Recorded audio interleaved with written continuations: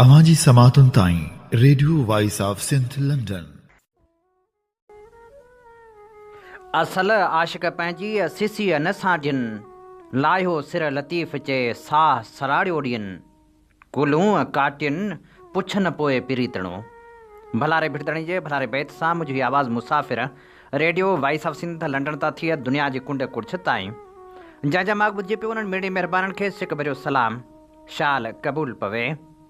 7 डिसंबर आचर जे ॾींहुं प्रोग्राम सोच वीचार साण करे आऊं अव्हां जी ख़िदमत में हाज़ुर अव्हां जो पंहिंजो मेज़बान हबीब लगारी। प्रोग्राम जी शुरूआत में अव्हां लाइ इहा ई दुआ त शाल जित हुजो, सुख सलामती सां हुजो, कॾहिं बि ॾुखियो ॾींहुं न ॾिसो ऐं कॾहिं बि अव्हां जूं मुर्कूं मेरूं न थियनि। दुनिया जी कुंड कुर्छ में जिते बि रहो सिंध लाइ, सिंध वासियुनि लाइ ऐं दुनिया जे मज़लूम माण्हुनि लाइ जाखोड़ींदा रहो। शाल अव्हां जा ख़्वाब तबीरनि सां लही सघनि। साईं मुंहिंजा अॼु सकाफ़ती ईद आहे। सिंध जी सकाफ़त जो ॾिहाड़ो आहे। को सकाफ़त जे ॾिहाड़े जे हवाले सां मल्हाए थो, को एकता जे ॾींहं जे हवाले सां मल्हाए थो, पर पाण इहो ई ॼाणूं था त अॼु सिंध जो ॾिहाड़ो आहे। जीअं सिंध हिकिड़ी आहे ऐं सकाफ़त बि हिकिड़ी आहे, तीअं पाण सभु सिंधी हिकु आहियूं।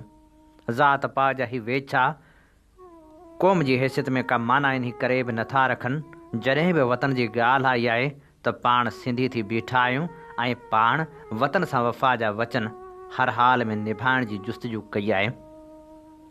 पाण ॼाणूं था त सिंध जी सकाफ़त एतिरी पुराणी आहे जेतिरी सिंधू नदी। सकाफ़त सां ई क़ौमनि जी सुञाणप थींदी आहे। सकाफ़तूं जॾहिं उरूज ते पहुचंदियूं आहिनि त उहे तहज़ीब खे जनम ॾींदियूं आहिनि। दुनिया अंदरि हूं त केतिरियूं तहज़ीबूं आहिनि, जिन मंझां सिंधू सभ्यता जी तहज़ीब सभ खां आला ऐं क़दीम तहज़ीब तौरु ॼाती वञे थी। अॼु उन सकाफ़त जो असीं सकाफ़ती ॾिहाड़ो मल्हायूं पिया। Radio voice of Sindh London जे सरवाण जदीद सिंधी साफ़ जे बानी सईं इमदाद ओढो, सरवेज ओढो, वहीद मुस्तफ़ा ऐं मूं नाची सुमेत समूरे सथ पारां अव्हां सभिनी ॿुधड़नि खे सिंध जो सकाफ़त जो ॾिहाड़ो मुबारक हुजे। अचो त हिन ॾींहं ते इहो वचन वरजायूं त पाण सिंध लाइ मुतहद थींदासीं ऐं सिंध लाइ जाखोड़ींदासीं। सिंध जी जॾहिं ॻाल्हि ईंदी तॾहिं मुफ़ादनि खां मथां थी जाखोड़ कंदासीं। पाण ॻाल्हि पई कई आहे सिंध जी सकाफ़त जी। सिंध जी सकाफ़त ते नज़र विझण सां ख़बर पवे थी त सिंध जी सकाफ़त कॾहिं बि जमूद जो शिकार नाहे रही, सदाईं पंहिंजी बका खे बरक़रार रखंदी पई अचे। सिंध जी सकाफ़त जी बका ऐं उनजो हज़ारे सालनि खां जीअं जो तीअं हुजण जो बुनियादी सबबु इहो ई आहे त सिंधी माण्हू पंहिंजी सकाफ़त सां बेइंतहा प्यार कनि था ऐं जॾहिं को धारियो तहसुबी ऐनक पाए उन ते कंहिं क़िस्म जी चिथर करे थो त सिंधी अॻु खां बि अॻिरा थी पंहिंजी सकाफ़त सां मुहबत जो इज़हार कनि था, उनखे अपनाइनि था ऐं दुनिया खे इहो ॿुधाइनि था त असांजी सकाफ़त न रुॻो शाहूकार आहे पर हर दौर में अपनाइण जे क़ाबिल बि आहे।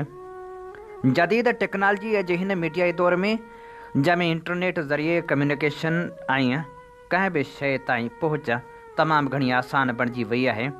हज़ारे मैलनि जो सफ़र लम्हनि में तब्दील थी वियो आहे। अहिड़े दौर में कंहिं बि शइ जो पंहिंजी असली हालत में रहणु नामुमकिन नज़र अचे थो। गिलेमर जे हिन दौर में माण्हुनि जूं रहणियूं कहणियूं, लिबास, तौर तरीक़ा तेज़ी सां बदिलजी रहिया आहिनि। अहिड़े वक़्त में क़ौमनि लाइ पंहिंजे अदब, ॿोली ऐं सकाफ़त खे बरक़रार रखणु नामुमकिन न पर मुश्किल ज़रूरु बणिजी वियो आहे। पर केतिरियूं क़ौमूं अॼु बि उन्हनि समूरनि दरपेश चैलेंजनि बावजूदि पंहिंजे अदब, ॿोली ऐं सकाफ़त खे न रुॻो साह में सांडियूं पियूं अचनि पर उनखे उजागर करे दुनिया ॾों पेश करण जी भरपूर कोशिशि करे रहियूं आहिनि। इहो ई सबबु आहे जो अहिड़ियुनि क़ौमनि सां वास्तो रखंदड़ फ़र्द, पोइ चाहे उहे दुनिया जी कंहिं बि ख़िते में, कंहिं बि कुंड में, कंहिं सांगे वियल हुजनि या उतां जा शहरी छो न बणिजी विया हुजनि, पर उहे पंहिंजी ॿोली ऐं सकाफ़त खे कंहिं बि क़ीमत ते नाहिनि छॾींदा। उहे ॼाणंदा आहिनि त हैफ़ तिनी होए वतन जिन विसारियो। माज़ी ते नज़र विझण सां सुध पए थी त ताक़तवर क़ौमनि कमज़ोर क़ौमनि मथां हमला करे उन्हनि खां न रुॻो उन जे माल मिल्कियत फुर कई पर उन्हनि ते पंहिंजी ॿोली ऐं सकाफ़त बि थापण जी कोशिशि कई। केतिरियूं क़ौमूं अहिड़नि अमलनि सबबु हमले आवरनि जे थाफ़िल रंगनि में रंगजी वियूं, पर अहिड़ियूं बि क़ौमूं रहियूं आहिनि जिन हमले आवरनि जे हर ज़ुल्म खे बर्दाश्त कयो, एसिताईं जो ग़ुलामी वारी ज़िंदगी बि गुज़ारी पर पंहिंजे ॿोली अदब ऐं सकाफ़त खे ग़ुलामी जे ज़ंजीर में जकड़ण खां बचाए रखियो। सिंध न रुॻो हिन ख़िते पर दुनिया जे शाहूकार वतन तौरु सुञाती वञे थी। माज़ी में सिंध ते बि केतिरियूं ई काहूं थियूं। धारियुनि हुक्मरानी कई। सिंध जे जोधनि धरती ॿोली ऐं सकाफ़त जी बका लाइ हमले आवरण, आॾो सीनो ताड़े जंगूं कयूं, शहादतूं माणियूं, पर कॾहिं बि ग़ुलामी खे पसंदि न कयो। अॼु जॾहिं सिंध जी सकाफ़त जो ॾिहाड़ो मल्हायो पियो वञे, तॾहिं दुनिया में कुंड कुड़छ में रहंदड़ माण्हू सिंध जी सकाफ़त सां गॾु बीठल आहिनि। सिंध जी सकाफ़त बाबति ग़ुलाम हुसैन मुश्ताक सचारवीअ पंहिंजी ख़ूबसूरत ग़ज़ल में लिखे थो, सिंध जी सोणी सकाफ़त तां सदा सदके वञा, रूह जी रंगीन राहत तां सदा सदके वञा, एकता आहे अलामत इश्क़ ऐं ईमान जी, सिंध सां अहिड़ी सदाकत तां सदा सदके वञा।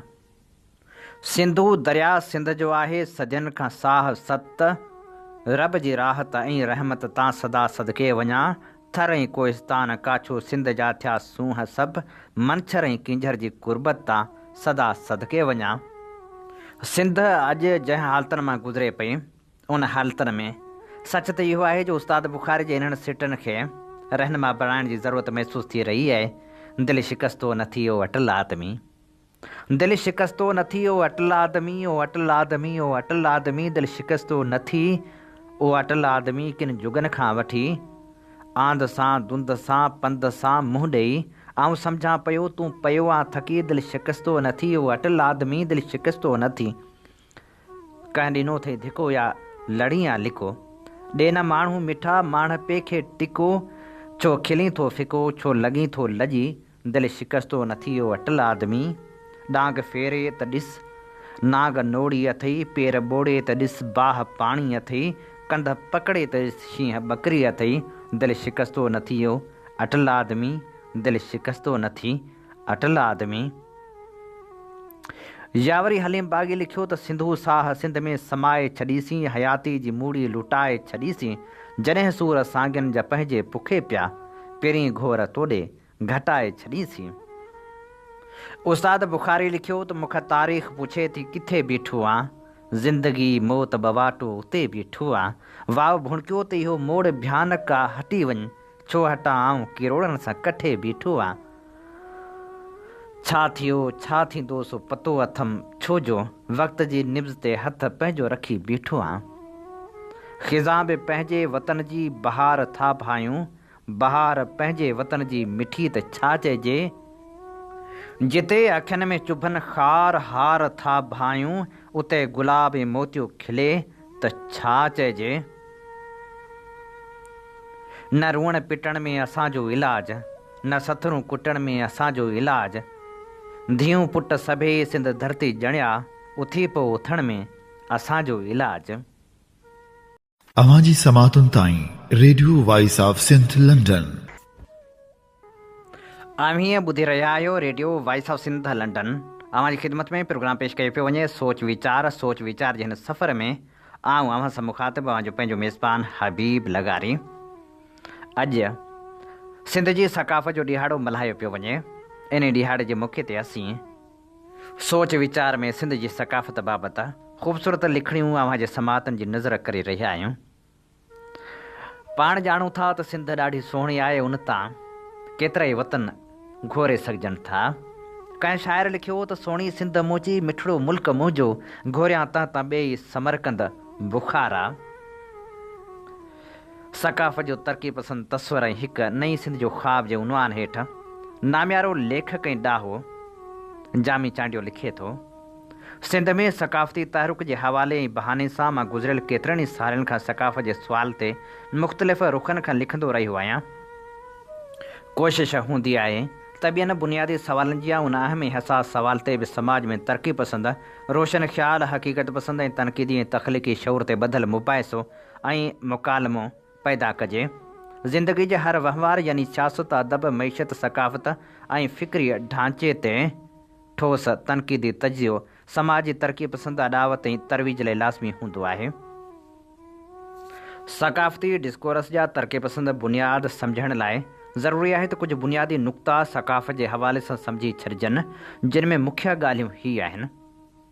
नंबर 1, समाज मुतज़ाद तस्वरनि, हक़ीक़तनि, गिरोहनि, मुफ़ादनि, मुआशी बीहकनि, फ़िक्री रिवायतनि, समाजी ढांचनि ऐं सियासी रवैयनि तोड़े इंसानी सूरतहाल जो हिकु मुतज़ाद मजमूओ ऐं लकाउ आहे। हिकु मुतज़ाद समाज में बेमानाई सतही ॿधी ऐं वहदत जो तस्वर ग़ैर साइंसी, ग़ैर अक़ली, ग़ैर हक़ीक़ी ऐं बेइंसाफ़ी ते ॿधल आहे। उन में हक़ीक़ी वहदत फ़क़्त ऐं फ़क़्त ग़ुलामी ऐं तबक़ाती समाज तोड़े मतभेद ऐं जहालत जे समूरियुनि सूरतनि, ढांचनि ऐं बुनियादनि जे ढहण सां ई पैदा थी सघंदी, जेका इंसानी एजेंडा डिघे मुदे वारी ऐं पेचीदा आहे।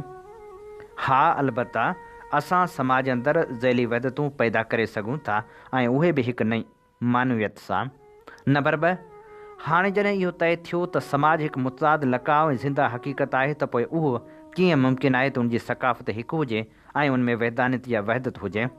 यादि रखणु घुरिजे त कंहिं बि समाज जी सक़ाफ़त वहदानी नाहे हूंदी ऐं जंहिंखे असां क़ौमी सक़ाफ़त हक़ीक़ी तौरु चई सघूं था, उहा दरअसल अवाम जी घणाई जे मुस्बत पासनि ते ॿधल हूंदी आहे, छाकाणि त अवाम बि हिन सदियूं पुराणे तबक़ाती समाज जो तश्कील थियल आहे ऐं उहो बि उनजे गुमराह कंदड़ ऐं मनफ़ी पासनि खां शौरी ऐं लाशौरी तौरु बचियल नाहे हूंदो। उन करे अवाम जी सक़ाफ़त जे मुस्बत पासनि खे दरअसल क़ौमी सक़ाफ़त चइजी सघे थो। पर उहो हमेशह यादि रखणु घुरिजे त तबक़ाती समाज जी सक़ाफ़त मुतज़ाद अनसरनि, रिवायतनि, रवैयनि, क़दरनि, तस्वरनि, मुफ़ादनि ऐं मयारनि ते तइमीर ऐं तश्कील थियल हूंदी आहे।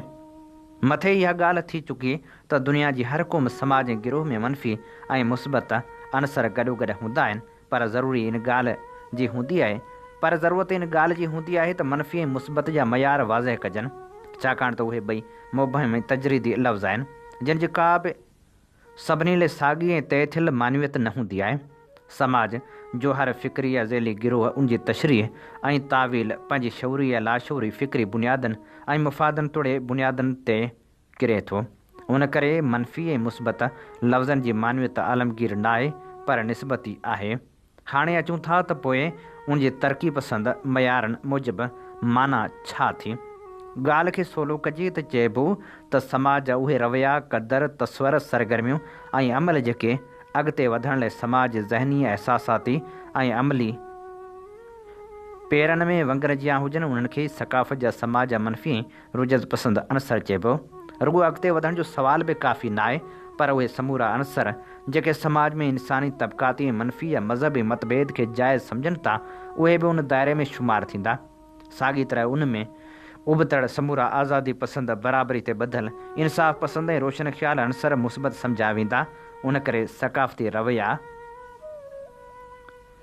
परखींदे उन्हनि मयारनि जो हमेशह ख़्यालु करणु घुरिजे। सक़ाफ़त बाबति हिकु ॿियो अहम पासो जेको सम्झणु निहायत ज़रूरी आहे, उहो आहे त सक़ाफ़त जा ॿ पासा बि बुनियादी पासा थियनि था, यानी हिकु उनजो जिस्मानी ढांचो जंहिंमें कंहिं बि क़ौम जो तमदनी विरसो, आर्किटेक्चर, तारीख़ी इमारतूं, माज़ी जा आसार, लिबासनि, साज़, रक़्स ऐं उहे समूरा अनसर अची वञनि था जिन खे असां ॾिसी सघूं था या हवासनि सां तजुर्बे में आणे सघूं था। जदीद टेक्नोलॉजी जी लुग़त में चइबो त कल्चर जो हिकु हार्डवेयर या जिस्मानी पासो हूंदो आहे। उन में जमालियात, मानवियत, तस्वर, क़दर, रवैया ऐं समूरी इंसानी ज़िंदगी जो वहिंवार अची वञे थो। अञा बि ईअं चइजे उहो कल्चर जो ज़ाहिर ऐं नज़र ईंदड़ पासो हूंदो आहे, जॾहिं त सक़ाफ़त जो वधीक पेचीदा पासो उनजो सॉफ्टवेयर यानी उनजो बातिन आहे ऐं उन करे उहो वधीक पेचीदा ऐं परखण में ॾुखियो थिए थो। सक़ाफ़त जे उन दाख़िली या बातिनी पासे में सोचूं, रवैया, क़दर, जमालियाती मयार, एतिक़ाद, वहम, मौसीक़ी, लोक ॾाहप, लोक अदब में लिकियल मनफ़ी मानवियत, रीतूं, ॾण ऐं ॿिया अनेक दाख़िली रवैया ऐं अनसर अची वञनि था। उन ॾस में बि मथे बयानु कयल साॻियो मयार साम्हूं रखणु घुरिजे त सक़ाफ़त जी ज़ाहिरी ऐं बातिनी पासनि ते बि साॻिया मनफ़ी ऐं मुस्बत पासनि जा मयार लागू थियनि था। जामी चांडी जे लेख मां हीअ चूंड वर्क असीं अव्हां जे समातनि जी नज़र करे रहिया हुआसीं। अज़ीम सिंध धरती जा ॿ ॾेख जे उनवान हेठि दिलीप उकराणी लिखे थो, हिकु सिंध उहा आहे जेका हर साल डिसंबर में मुल्की मीडिया ऐं सोशल मीडिया ते सकाफ़ती ॾिहाड़े वारे हफ़्ते में ख़ुशहाल ऐं तरक़ी याफ़्ता नज़र अचे थी। ॿी सिंध उहा आहे जेका सॼो साल नज़र ईंदे बि असीं न ॾिसी सघंदा आहियूं, जिते सिर्फ़ु बुख, बदहाली, टुटल रोड, रस्ता, हर कुछ सालनि खां पोइ बोर्ड जा मंज़र, बेरोज़गारी, महांगाई, करप्शन, कापी कल्चर, तालीमी निज़ाम जी तबाही, मंशात, गैर क़ानूनी कब्ज़ा, धारनि जी गैर क़ानूनी आबादकारी, ज़ुल्म, जबर, सरदारी निज़ाम, धाड़ेल राज, क़बाइली झेड़ा ऐं बेगुनाहनि जो क़त्ल आहे। असां सिंधी हज़ारे सालनि जी तारीख़ जा वारस आहियूं ऐं असांजी सकाफ़त बि हज़ारे सालनि खां आहे। जेसि ताईं हिकु बि सिंधी ज़िंदा रहंदो असांजी सकाफ़त बि क़ाइमु दाइमु रहंदी।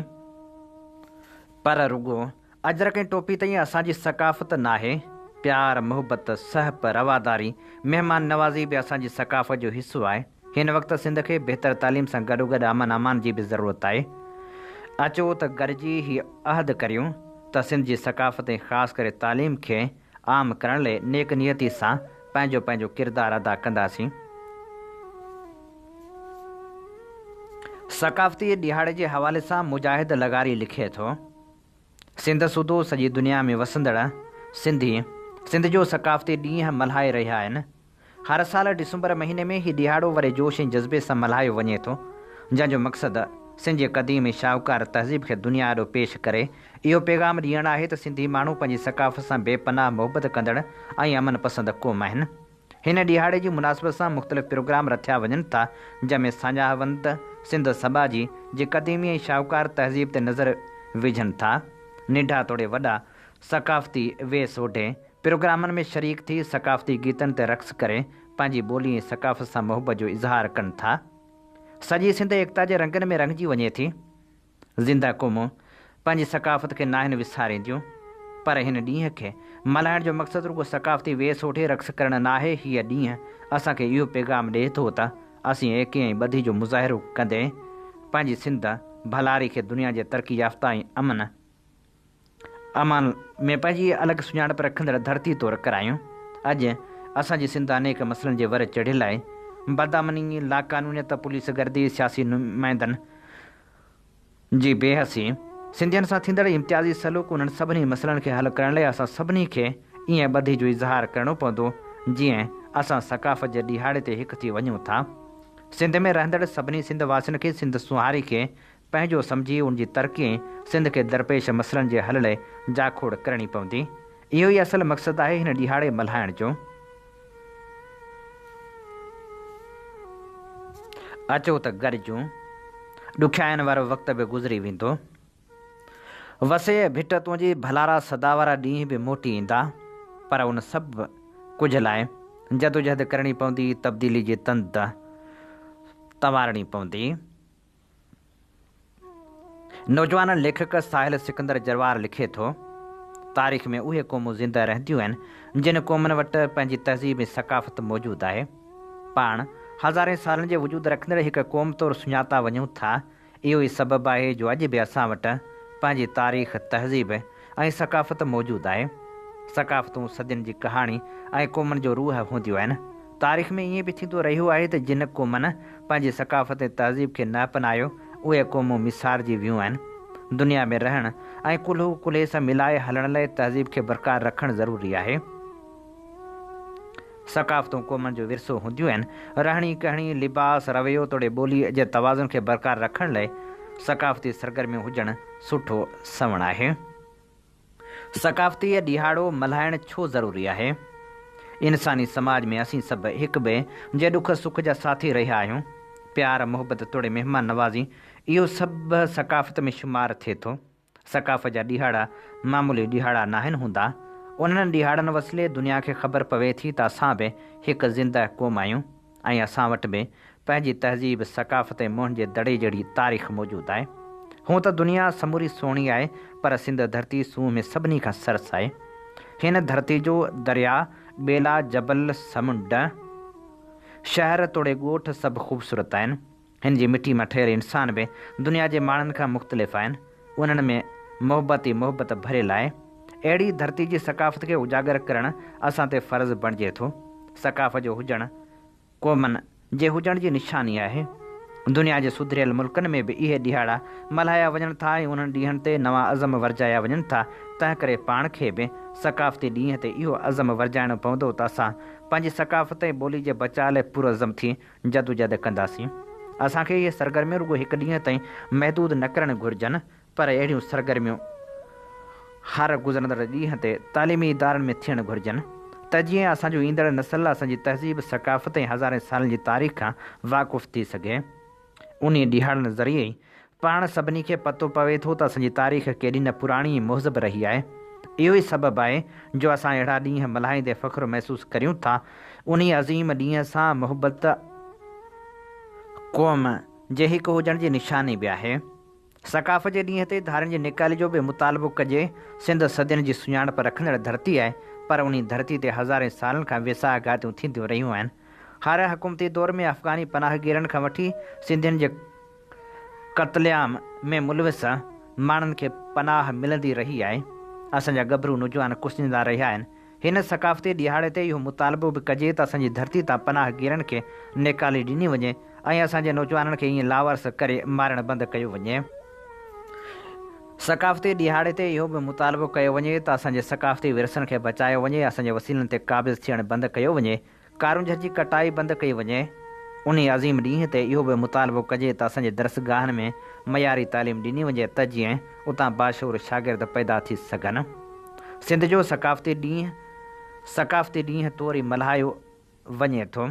उन ॾींहं खे असां सिंधी ईद जा मल्हाईंदा आहियूं। अहिड़ा ॾींहं मल्हाइणु घुरिजनि त जीअं आलमी क़ुवतनि खे ख़बर पइजी सघे त असां वटि बि ॿधी आहे, सहप आहे, भाईचारो आहे, प्यारु आहे, मुहबत आहे, बराबरी आहे ऐं इहो बि ॿुधाइजे त असीं अज़ीम तहज़ीब जा वारिस आहियूं। अवांजी समातुनि ताईं radio voice of Sindh London. आम हीअं ॿुधी रहिया आहियो radio voice of Sindh London. अवांजी ख़िदमत में प्रोग्राम पेश कयो पियो वञे सोच वीचार जे हिन सफ़र में आऊं अवां सां मुखातिब अवां जो पंहिंजो मेज़बान हबीब लगारी।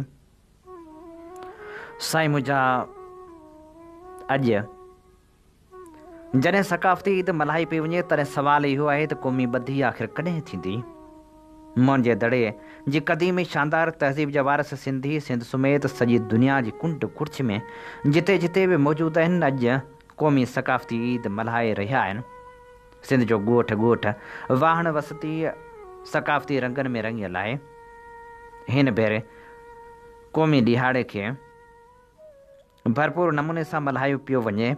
सॼी सिंध में अजरक रंगनि में रंगियल सिंध जा अमन पसंद माण्हू रैलियूं ऐं जलूस कढी तोड़े अज़ीमुल शान मेड़ाका कोठाए समूरी दुनिया खे अमन मुहबत भाईचारे ऐं क़ौमी एकता जे ॾींहं तौरु मल्हाए रहिया आहिनि। सिंध जी ख़ुशहाली जा ख़्वाब ॾिसंदड़ सिंधी माण्हू सकाफ़ती रंगनि में रंगजी विया आहिनि। फ़िज़ाउनि में सिंध सां मुहबत जा गीत गूंजी रहिया आहिनि। ख़ुशहाल सिंध जे ख़्वाब खे साबिया ॾियण लाइ वचन वर्जाया पिया वञनि। अॼु वरी सिंध में नफ़ा खे न चवण जो ॾींहुं आहे। सिंध जी इज्तमाही शऊर जो लकाव हैरत सां ॾिसंदे वक़्त जो मूरख सिंध जी नई तारीख़ लिखी रहियो आहे। सिर्फ़ु सिंधी न, दुनिया में जिते जिते बि सिंधी आहिनि उते अॼु सकाफ़त जा रंग ॾिसण में अचनि पिया। सिंधी माण्हू ॿधी जे ॿुधड़नि में ॿधिजी चुका आहिनि। अॼोको ॾींहुं सिंध जी ख़ुशहाली जो ॾींहुं आहे। सिंध जेका पंहिंजी ख़ुशहाली जे करे हमलेआवरनि जी झलकारनि जो निशानो बणियल रही, सिंध जी जेका फुरलुट थींदी रही आहे उन फुरलुट जी पुॼाणी कई सदियूं गुज़रण बावजूदि न थी सघी आहे। उन फुरलुट जो तसलसल ख़तमु न थी सघियो आहे। उहो कंहिं न कंहिं सूरत में जारी रहंदो पियो अचे। अॼु उन फुरलुट खे रद्द करे ख़ुशहाल सिंध लाइ जाखोण जे वचन करण जो ॾींहुं आहे। सिंध खे ख़ुशहाली जे दग ते आणण जो ॾींहुं आहे। सिंध वसीलनि सां मालामाल आहे। सिंध जे माण्हुनि जी बुख ऐं बदहाली ऐं सिंध जे पुठिते पवण जो हिकु वॾो सबबु वसीला ऐं सिंध ऐं उनजे आवाम ते उहो ख़र्च न थियणु आहे। जेसिताईं सिंध जा वसीला हिन देश ऐं उनजे आवाम ते ख़र्च न थींदा तेसिताईं सिंध ख़ुशहाल थी न सघंदी। नामियारे शाइर वफ़ा जामरी लिखियो त सकाफ़त सिंध जी मुर्की वरी दिलि ते लथी आहे। सकाफ़त सिंध जी मुर्की वरी दिलि ते लथी आहे। रंगनि सां देस महकियो आहे, ख़ुशी काई उथी आहे। गुलनि जहिड़ा ही जो निढड़ा वतन जा ही मुहाफ़िज़ ॾिस पढ़ी हू ऐं लिखी अॻिते सचा थींदा मुजाहिद ॾिस। असांजे ई वतन जी ही मिटी जा सोन जहिड़ी आहे, असां वटि शाह सचल आहे, असां वटि शाह सचल आहे, असां वटि सिंध अहिड़ी आहे। ही अजरक जूं फुलियूं आहिनि या चाहत जूं वलियूं आहिनि, निर ते जाही टोपी आहे, उहा ई देस जी दिलि आहे। ॾिहाड़ो एकता आयो, ख़ुशियूं खणी आयो आहे। नाम्यारो लेखक ऐं कोम्पर सगवान नवाज़ खान ज़ोहर लिखे थो, सकाफ़त बि इंसान जेतिरी पुराणी आहे।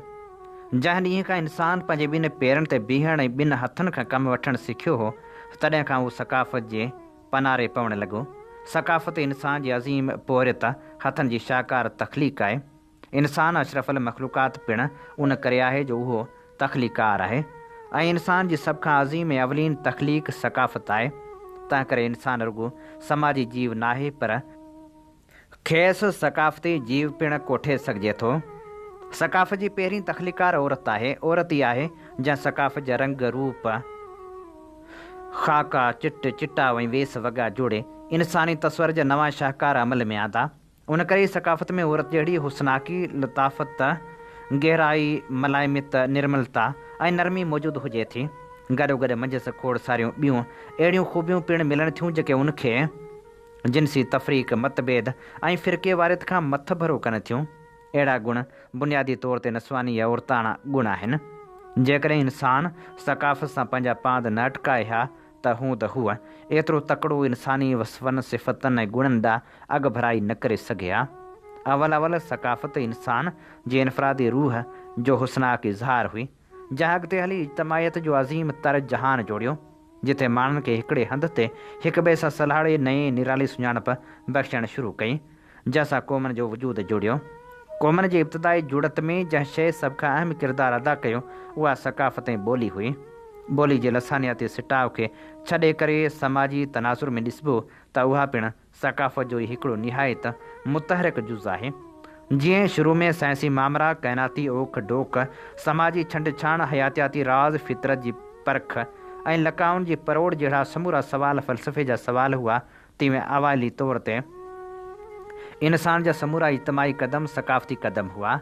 ॿोली सकाफ़त जो अहम जुज़ हुई, जंहिंखे अॻिते हली हिकिड़ो वसी ऐं मुनफ़रद अनसर बणिजणो हो ऐं इंसानी मेल जोल खे वुसअत ॾियणी हुई। अवाइले समाज में ॿोली, नक्श निगारी ऐं सकाफ़त हिकिड़ी अहिड़ी शइ हुआ जंहिं हिक ॿिए जे वेझो रहंदड़ माण्हुनि में यगानगियत पैदा करे क़ौमनि खे जनमु ॾिनो। क़ौम जो जनमु सकाफ़त जे कुख मां थियो आहे। सकाफ़तूं न हुजनि हा त कर क़ौमूं पिणु न हुजनि हा। अहिड़ी रीति सकाफ़त धारा इंसान पंहिंजा इर्तिक़ाई मरहला कामयाबी सां तइ न करे सघे हा। इंसान खे पंहिंजे रूहानी मादी इज़हार लाइ ज़रियो घुरिबल हो, जेको खेसि सकाफ़त जी शिकिल में मुयसरु थियो, जंहिंसां हुन तरक़ी, तामीर ऐं शऊर जी वाट ते तकड़ियूं विखूं वधायूं। सकाफ़त ऐं ॿोली इंसानी तरक़ी ऐं तमीर में बुनियादी किरदारु अदा कयो, जंहिं अॻियां हली तहज़ीब जो बुनियादु विधो। तहज़ीब सकाफ़त जे कुख मां जाई आहे। उन करे हर तहज़ीब कंहिं न कंहिं क़ौमी सकाफ़त जी नुमाइंदगी थी करे। तहज़ीबूं वसी तनाज़र में सकाफ़तनि जो मादी ऐं तमदनी इज़हार आहिनि, जेके क़ौमी रंग रखनि थियूं। सकाफ़त इंसानी तरक़ी ऐं तमीर जी पहिरीं विख हुई त तहज़ीब उन विख खे तेज़ी, डोड़ ऐं तमदन अता कई। सकाफ़त ऐं ज़ुबान सां इंसान जी जुड़त ऐं उथक थी ऐं तहज़ीब सां इंसान जे शऊर जी नई उॾाम थी। तहज़ीबी ॾाके ते पेर रखण सां इंसान हिकिड़ी वधीक नई समाजी मरहले में दाख़िल थियो। उन हूंदे बि हीअ अटल हक़ीक़त आहे त तहज़ीब जी भेट में सकाफ़त जी उमिरि वॾी थिए थी। वक़्त जे सितमगीरियुनि ऐं उथलनि पुथलनि जे नतीजे में तहज़ीबूं त ज़वाल जो शिकार थियूं आहिनि, पर उन्हनि तहज़ीबनि सां लाॻापियल सकाफ़तूं सलामत रहियूं आहिनि। सिंधू माथिरी जी तहज़ीब मौसमी नामहिरबानियुनि, माहौलियाती हाञेकारियुनि, दरियाई वहकरनि जे फेरनि घेरनि ऐं महाबोर जे वर चढ़ी ज़वाल जो शिकार थी वई। आर्या हिते हमलावर थी न आया हुआ। सिंधू तहज़ीब जी तबाही जे ॾस में आर्यनि जा हमला महज़ हिकिड़ो मफ़रूज़ो आहिनि, पर सिंधी सकाफ़त सलामत रही। मोहन जे दड़े जी तहज़ीब त अॼु रुॻो आसारनि मंझां थी मिले, पर उहा सकाफ़त अॼु बि सिंध जे झर झंग में ज़िंदगी जो अज़ली अब्दी उहिञाण बणिजी झूले ऐं झूमी रही आहे। न रुॻो इहो त असांजी उहा सकाफ़त सलामत रही आहे, पर उन पाण मंझि नवाण पिणु पिया आंदी आहे। सकाफ़त हिकिड़ो मुतहरिक लकाउ आहे। उहा जामिद ऐं हिकु हंधि बीठल शइ कान आहे।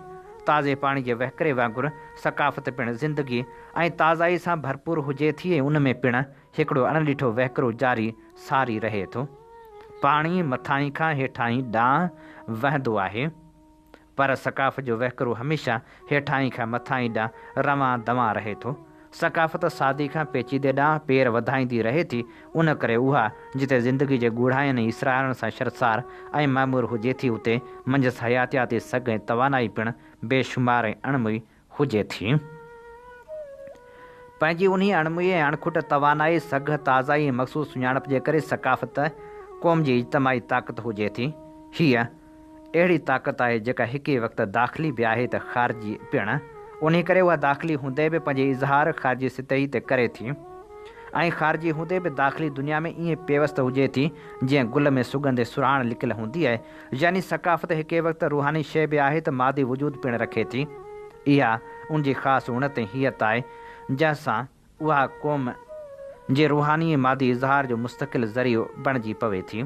उन करे सकाफ़त क़ौमी ज़िंदगी में ॿिटो किरदारु अदा करे थी। जेकॾहिं का क़ौम रूहानी रोगन तनज़ुली ऐं दाख़िली इंतिशार जो शिकार थी वञे थी त सकाफ़त उन जे घाउनि ते थधा पहा रखी क़ौमी क़दरनि ते ज़ोर ॾेई खेसि ॿीहर सहेड़े नौबनो करे छॾे थी। पर जेकॾहिं का क़ौम ख़ारिजी मादी ज़वाल जो शिकार थी वञे थी त सकाफ़त मंझसि नए सिरे सां रूहानी सघ पैदा करे क़ौमी सुञाणप ते ज़ोर ॾेई मेड़े मुठ करे अॻिते वधण में मददगार बणिजे थी। उन ॾाके ते उहा तारीख़ पिणु सघ ऐं उत्साह हासिल करण जी कोशिशि करे थी। अहिड़ी रीति सकाफ़त क़ौम खे मथे खणे थी। उहा सकाफ़त जी सघी आहे जेका हिकिड़े छड़ विछड़ हारियल हजायल हे पायल हीणी थी वियल क़ौम में नवदम फुके थी ऐं पोइ हुन में अॻिते वधण जो साहस पैदा थिए थो। सकाफ़त उन मरहले ते क़ौम जी महज़ सुञाणप खां अॻिते वधी क़ौम जे नाक़ाबिले शिकस्त ताक़त थी पवे थी। तंहिं करे क़ौमी ज़िंदगी में सकाफ़त जो किरदारु घण पासाओ ऐं तमामु अहम आहे। उहो ई कारण आहे जो दुनिया जो सुजाॻ ऐं सुधरियल क़ौमूं पंहिंजी सकाफ़त सां बेपनाह प्यार कंदियूं आहिनि। उहो ई कारण आहे जो सिंध में सकाफ़ती तारुक़ ऐं हुसन आहे ऐं हज़ारे सालनि सदियुनि जे सफ़र में सिंधी सकाफ़त ऐं क़ौमी तशख़ुस सलामत रहिया आहिनि। हीउ हिकिड़ो तारीख़ी नतीजो आहे त जेका क़ौम पंहिंजी सकाफ़त सां अणमुयो प्यार कंदी आहे हुजे, उहा सकाफ़त ऐं उहा क़ौम सदा सलामत रहणी आहे। हीअ असीं अवांजी समातनि जी नज़र करे रहिया हुआसीं नामियारे लेखक ऐं क़ौमप्रस्त अॻवान नवाज़ ख़ान ज़ौर जो लेख। इन ते ई प्रोग्राम जो वक़्तु पुॼाणी ते पहुचे थो। पंहिंजे मेज़बान हबीब लगारी खे इन साॻी दुआ सां ॾींदा इजाज़त। वसे भिट तुंहिंजी भलारा सदा सदा देस परदेस सारा वसन, कॾहिं सींद सिंजी न मेरी थिए, कॾहिं मोड़ कंहिंजा न मुरझाइजनि। अवांजी समातुनि ताईं radio voice of Sindh London